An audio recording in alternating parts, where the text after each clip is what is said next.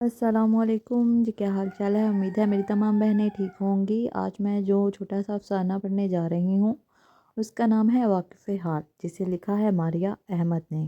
चलें जी, देर किए बगैर पढ़ना स्टार्ट करती हूँ। मम्मा, मामू का फ़ोन है। नाज़िया जल्दी जल्दी इफ्तारी बनाने में मसरूफ़ थी जब इसके बड़े बेटे ने मोबाइल किचन में आकर दिया। मोबाइल कान से लगाते ही मंजले भैया की आवाज़ आई, हाँ छोटी, कहाँ हो तुम? घर पे भैया, नाजिया ने बेसन घोलते हुए जवाब दिया। अच्छा, ऐसा है कि छोटे की तबीयत भी ख़राब है और तुम्हारी भाभी ने भी डॉक्टर को दिखाना है, सो इफ्तारी के फ़ौरन बाद तैयार रहना, मैं तुम्हें लेने आ जाऊँगा। मंजले भैया ने हमेशा की तरह अपनी कहकर फ़ोन बंद कर दिया। नाजिया जो आराम सुकून से इफ्तारी बना रही थी, जल्दी जल्दी सब बनाने लगी। चावलों को दम लगाकर पकोड़े तले और साथ ही सहरी का आटा भी गूंदने लगी। अफ्तार का सब सामान डाइनिंग पर सेट करके अब सास को अपने जाने का बताया और रोज़ा खुलने तक अपने और छोटे के कपड़े इस्त्री किए। नाजिया 3 भाइयों की इकलौती छोटी बहन थी। छोटी और मन्नतों मुरादों से पैदा होने वाली नाजिया को अम्मा और अब्बा मरहूम ने हथेली का छाला बनाए रखा। इसकी हर ख्वाहिश मुंह से निकलते ही पूरी करते। ख़ास तौर पर अब्बा की तो इसमें जान थी। वक्त गुजरने लगा और नाजिया ने ग्रेजुएशन कर लिया।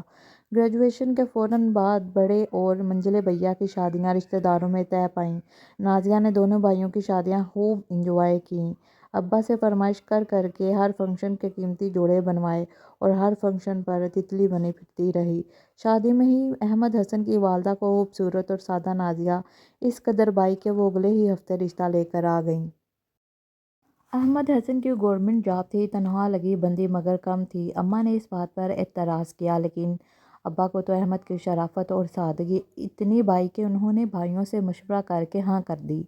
यूँ नाज़िया अहमद हसन की दुल्हन बनकर इसके घर आ गई। अहमद 2 बहनों का इकलौता भाई था।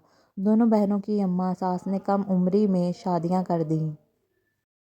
वो अपने घरों में खुश थीं। अब्बा भी जैसे नाजिया का फ़र्ज़ अदा करने के इंतज़ार में थे। इधर नाजिया ने घर गृहस्थी संभाली, उधर 6 माह बाद अब्बा मियाँ को पहला अटैक ऐसा जानलेवा हुआ कि फिर जानवर ना हो सके। अब्बा मियाँ की वफ़ात के बाद नाजिया को लगा कि वो अचानक कड़ी धूप में आ गई है।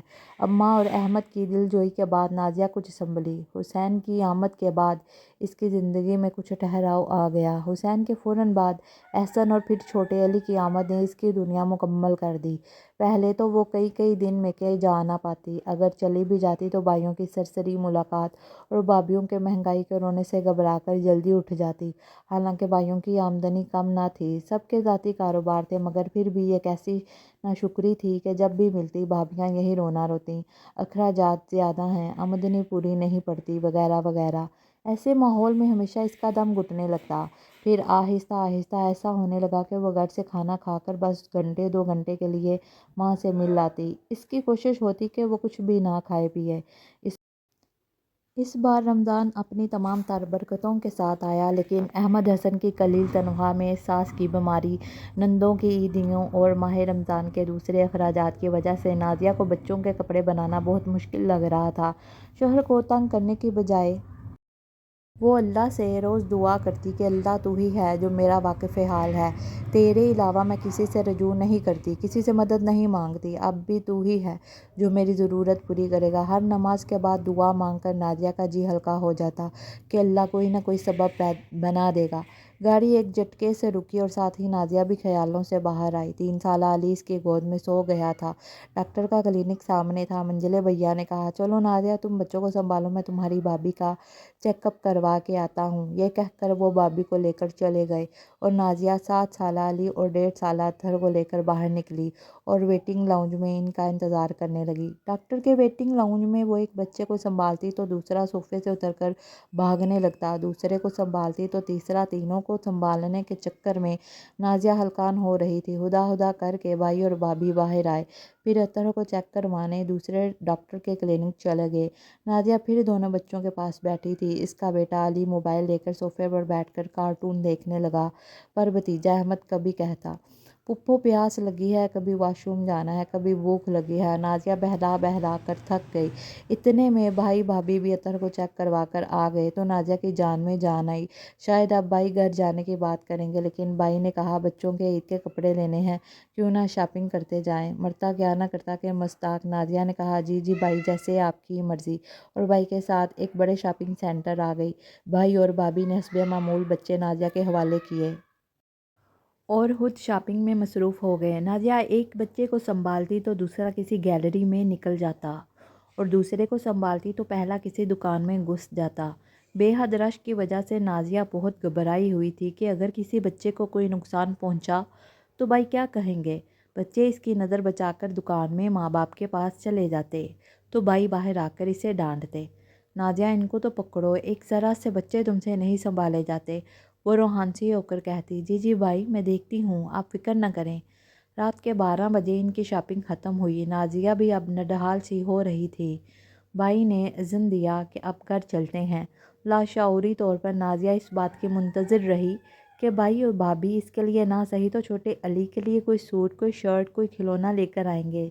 لیکن جب گاڑی میں بھابھی نے ایک ایک کر کے اس کو اپنی شاپنگ دکھائی تو وہ سب اچھا، بہت اچھا ہے کہہ کر مسکرا دی۔ واپسی کا سفر بہت طویل اور تھکا دینے والا تھا۔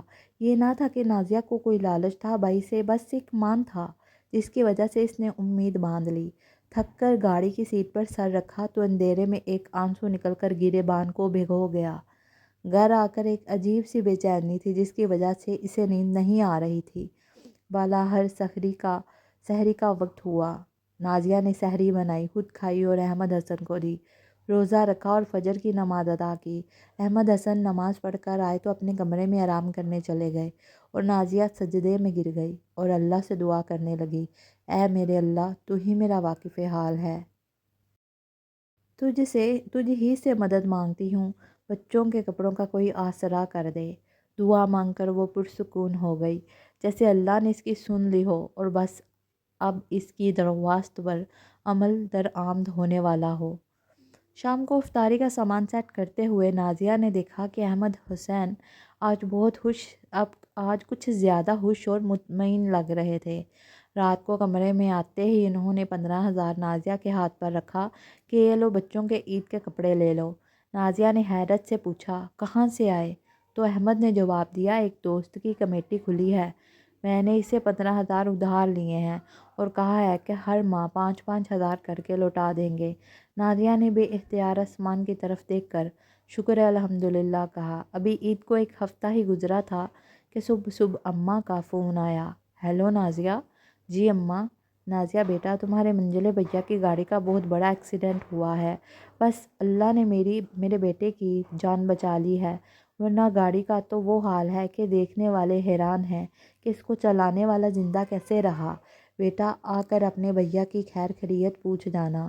نازیہ نے کہا جی اماں، میں آؤں گی شام کو، اور پھر سوچنے لگی کہ بہنیں بیٹیاں گھروں کے لیے بوجھ نہیں ہوتیں۔ ایک وقت کا کھانا یا ایک جوڑا یا عید میں دیا گیا 500 یا 1000 ان کی سال بھر کی ضروریات پوری نہیں کرتا، لیکن یہ صلہ رحمی، یہ محبت ان کا حق اور ان کا مان ہوتی ہے جسے شاید کوئی سمجھنے کو تیار نہیں ہوتا۔ تو میری پیاری بہنوں، یہ تھا میرا آج کا چھوٹا سا افسانہ ناول۔ امید ہے آپ کو ضرور پسند آیا ہوگا۔